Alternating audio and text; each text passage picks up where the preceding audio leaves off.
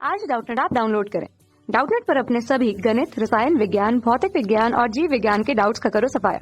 बस प्रश्न की फोटो खींचो, एक ही प्रश्न को क्रॉप करो और तुरंत वीडियो सोल्यूशन पाओ।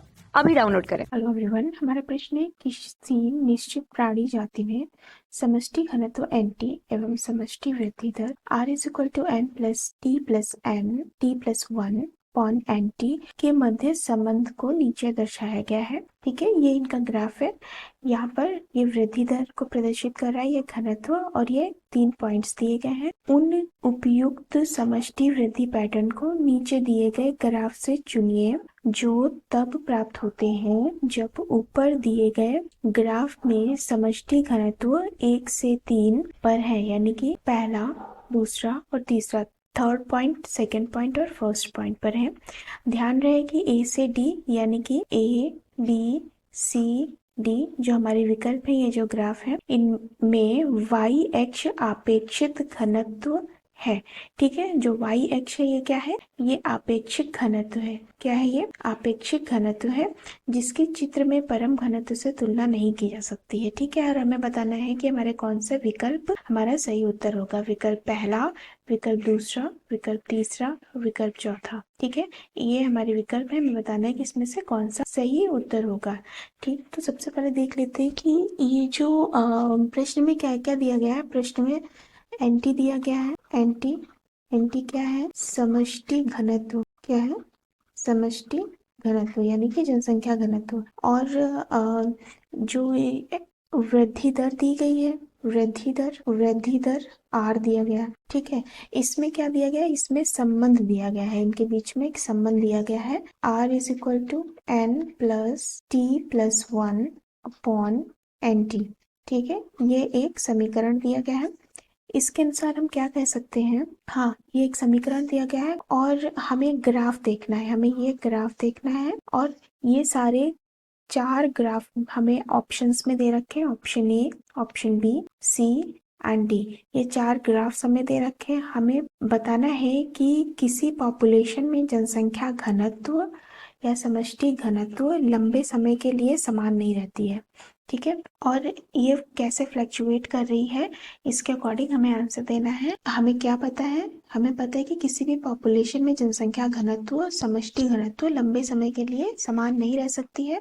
और इस समीकरण के अनुसार हम कह सकते हैं कि वृद्धि दर आर जो है वह व्युत्क्रमानुपाती होता है। किसके? वृद्धि दर आर व्युत्क्रमानुपाती होता है समष्टि घनत्व के, समष्टि घनत्व के, यानी कि एनटी के। ठीक है, यानी कि वृद्धि दर, अगर वृद्धि दर बढ़ेगी, अधिक होगी, तो समष्टि घनत्व यानी कि एनटी क्या हो जाएगी? कम हो जाएगी। वृद्धि दर बढ़ेगी तो समष्टि घनत्व यानी कि एनटी क्या हो जाएगी? घटेगी। ठीक है, व्युत्क्रमानुपाती का मतलब यही होता है कि जब यहाँ पर क्या है कि वृद्धि दर समष्टि घनत्व के व्युत्क्रमानुपाती है, तो जब समष्टि घनत्व कम होगा तो वृद्धि दर अधिक होगा। ठीक है, और यहाँ पर 3 पॉइंट्स दिए गए हैं। पॉइंट 1 में समष्टि घनत्व सबसे कम है। यहाँ पर देखिए, पॉइंट 1 में समष्टि घनत्व सबसे कम है और पॉइंट 2 में क्या है? पॉइंट 2 में समष्टि घनत्व अधिक है। ठीक है, और पॉइंट 3 में समष्टि घनत्व बहुत धीरे धीरे चेंज हो रहा है। ठीक है, तो घनत्व जब पॉइंट ए पे है, यहाँ पर पॉइंट 1 पे जब घनत्व है तो यहाँ पर क्या हो रहा है कि वृद्धि दर में बढ़ोतरी हो रही है। पॉइंट ए पे क्या हो रहा है? पॉइंट ए पे वृद्धि दर बढ़ रही है।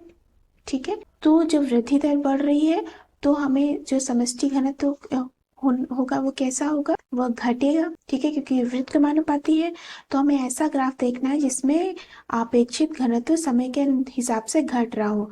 तो ये भी नहीं है, ये भी नहीं। पॉइंट हमारा जो डी है उसमें क्या है कि अपेक्षित घनत्व समय के साथ घट रहा है, तो 1 का हो जाएगा डी। ठीक है, सेकेंड में देख लेते हैं। जो सेकेंड पॉइंट है उसमें क्या है? इसमें जो समष्टि घनत्व है, तो ग्राफ डी को हम समष्टि घनत्व 1 के लिए, फर्स्ट के लिए चुन सकते हैं। ठीक है, तो यानी कि 1 का डी होगा यहाँ पर। इसी तरह से पॉइंट 2 में वृद्धि दर घट रही है। पॉइंट 2 में क्या हो रहा है? यहाँ पर वृद्धि दर आगे की तरफ घट रही है। ठीक है, अब पॉइंट 2 में वृद्धि दर घटेगी तो समष्टि घनत्व कैसा होगा? समष्टि घनत्व बढ़ रहा होगा। ठीक है, तो समष्टि घनत्व सेकेंड के लिए हम ग्राफ सी को चुनेंगे। ठीक है, यहाँ पर सेकेंड के लिए हम कौन सा ग्राफ चुनेंगे? सी, क्योंकि यहाँ पर ये बढ़ रही है, इंक्रीज हो रही है। इसी प्रकार से पॉइंट 3 को हम देखते हैं, यहाँ पर वृद्धि दर बहुत धीरे धीरे चेंज हो रही है। पॉइंट 3 में क्या हो रहा है? वृद्धि दर बहुत धीरे धीरे चेंज हो रही है। ठीक है, तो यहाँ पर ग्राफ बी को हम पॉइंट सी के लिए चुनेंगे, यानी कि ग्राफ बी जो है वह पॉइंट 3 को प्रदर्शित करेगा। ठीक है, तो इस तरह से हमारा उत्तर क्या हो जाएगा? 1 ग्राफ डी रिप्रेजेंट कर रहा है, सेकेंड ग्राफ सी रिप्रेजेंट कर रहा है और थर्ड ग्राफ बी रिप्रेजेंट कर रहा है। तो हमारा इसमें से उत्तर हो जाएगा विकल्प दूसरा।